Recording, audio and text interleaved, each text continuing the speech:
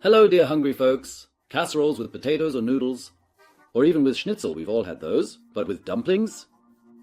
That was something new for me. But it's an interesting and, above all, delicious variation. Plus, it's really quick to make. That is under one condition, and here it is. You use dumplings.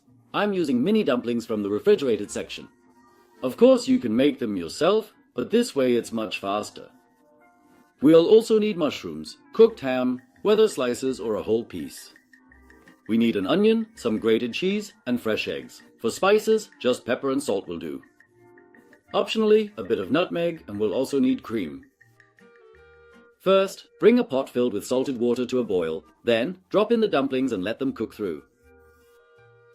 While you wait, take the ham and chop it up, then peel and finely dice the onion. And slice the cleaned mushrooms into thin strips. And with me, it was exactly like this after 5 minutes. The dumplings are done and float to the surface. Then take them out and let them drain. Now we'll need a casserole dish of appropriate size, grease it lightly, and place the drained dumplings inside.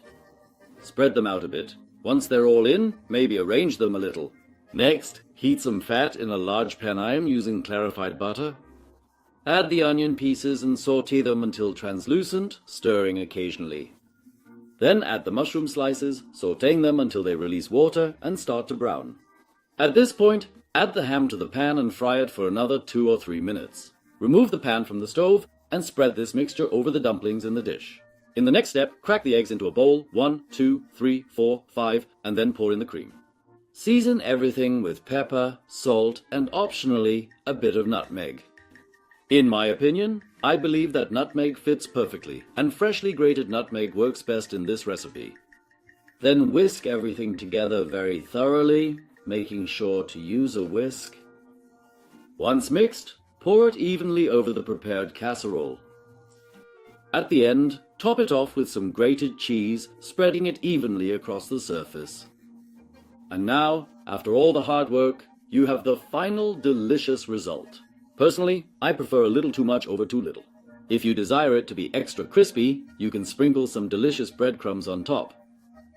But don't forget to add a few flakes of butter, and off it goes into the oven. Our casserole will now bake at 150 degrees convection for 30 minutes.